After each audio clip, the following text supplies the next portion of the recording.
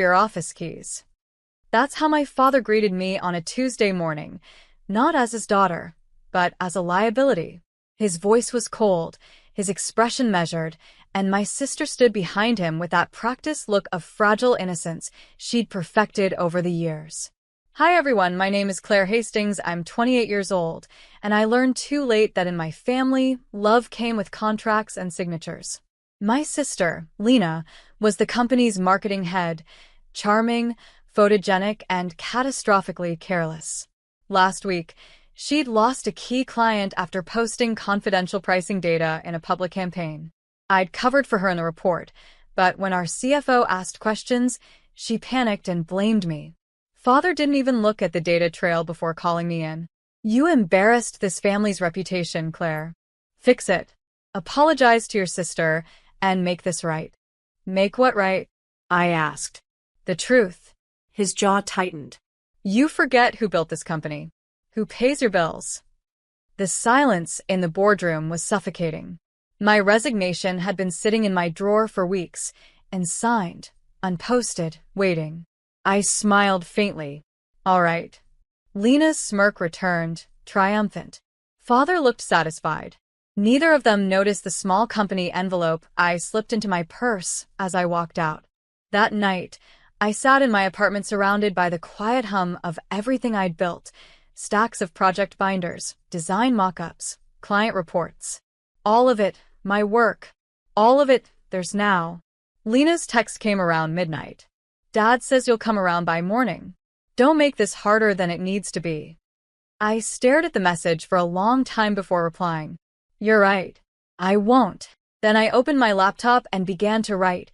Not a message, not an apology, but a resignation letter that detailed every project I'd handled, every account under my name, every pending task that only I knew how to complete. By the time the sun rose, my desk at Hastings & Company was spotless. Laptop wiped. Access cards on the table. Resignation printed, signed, dated, and scheduled for automatic email delivery to the board at exactly 9 a.m. When I arrived at the office, Lena was waiting with coffee in hand, and that same insufferable smirk. Changed your mind already? She teased. Something like that, I said, placing my ID card on the desk. At 9:02, the company lawyer burst through the door, pale and breathless. Claire, tell me you didn't post it. Lena's laughter died mid-breath. My father froze in the hallway. I simply smiled. You told me to make things right. The news spread faster than I expected.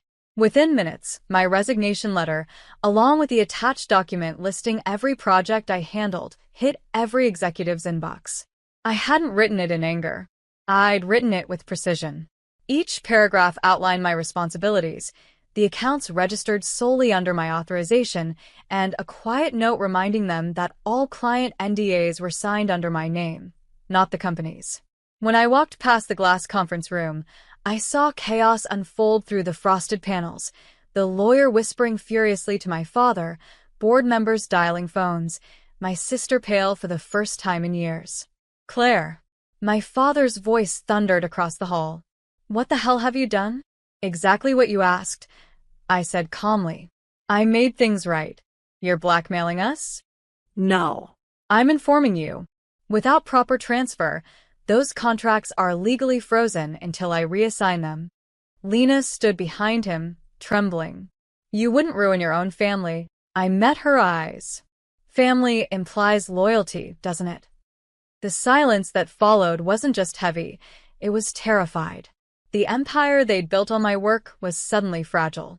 My father's expression cracked, a mix of fury and realization. Claire, come to my office. Now. I shook my head. No, Dad. For once, you'll come to mine. And I walked away, past the boardroom, past the whispers, straight to the future I was finally taking back. By noon, Hastings & Company was in quiet panic. My phone buzzed endlessly, missed calls, desperate texts from department heads who'd suddenly realized how many key operations ran through me. When I joined the company 5 years ago, I'd rebuilt their operations system from the ground up. My father never noticed the legal nuance I'd added, the independent consultancy clause.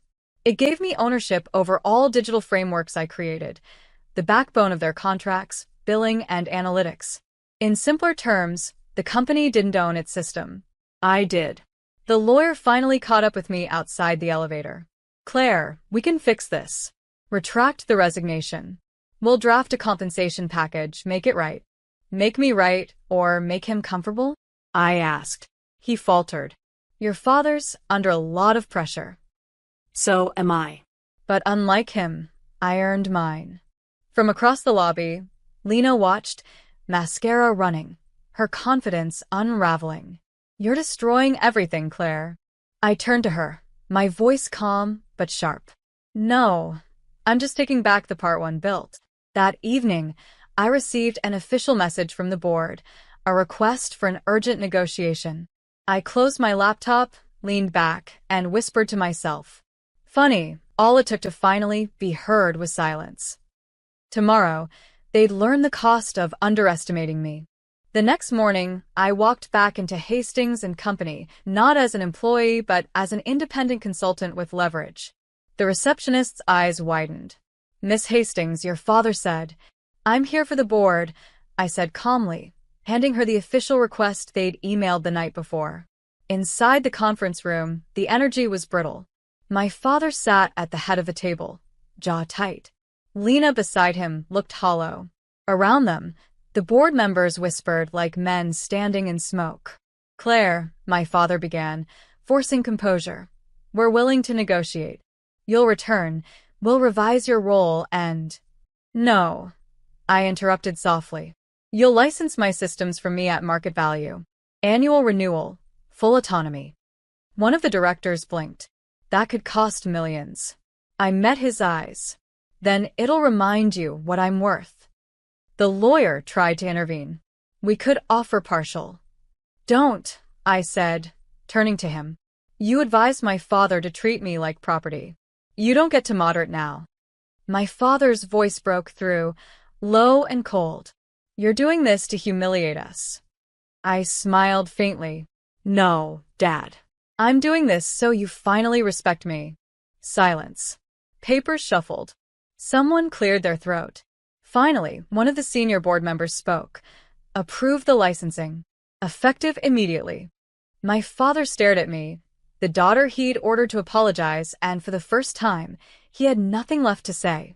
By Friday, the licensing contract was signed.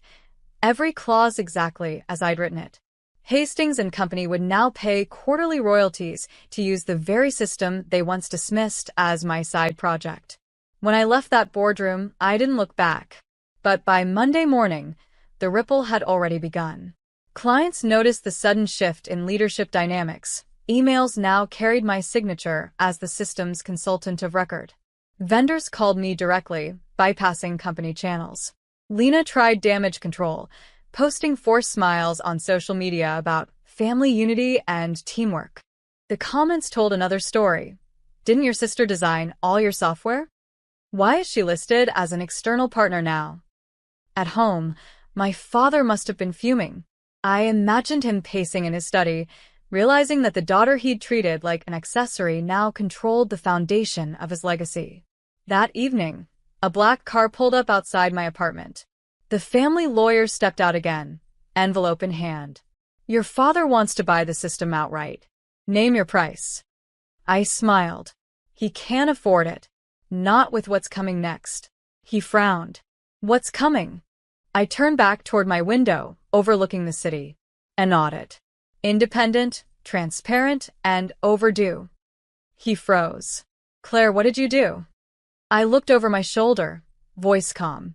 I did what he should have done years ago. I told the truth. The audit wasn't revenge, it was exposure. I'd quietly copied years of company data before resigning. Not secrets, just facts. Unfiled compliance reports, shadow payments approved by my sister, and a trail of financial negligence that could no longer hide behind family names. When the auditors arrived, my father tried to dismiss them as a routine internal review. But they weren't from our department.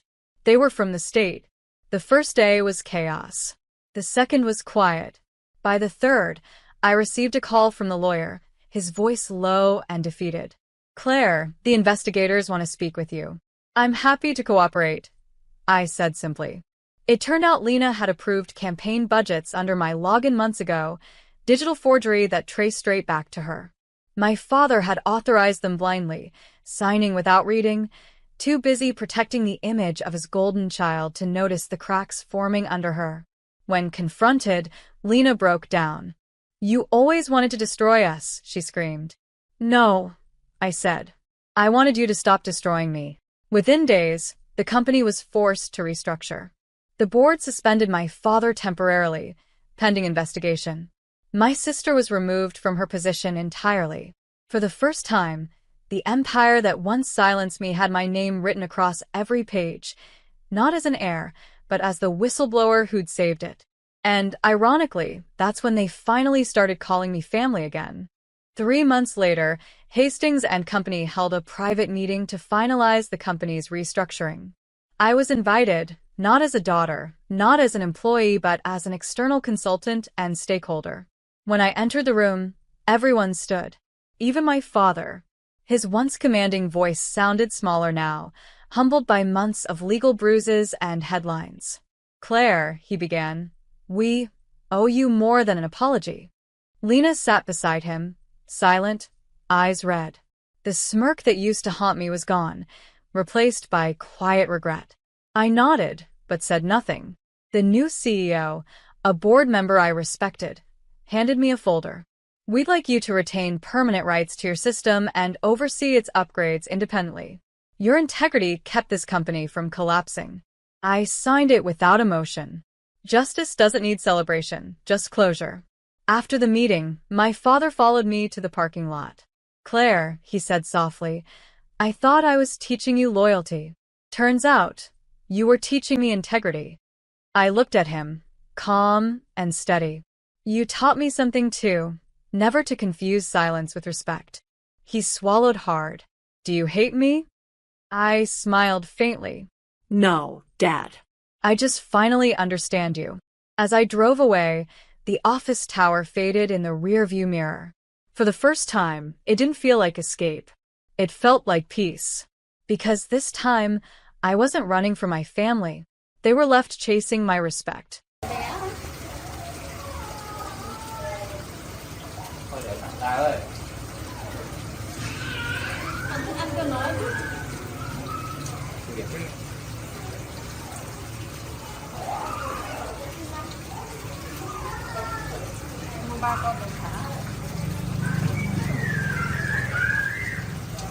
Dạ, dạ, cái này được.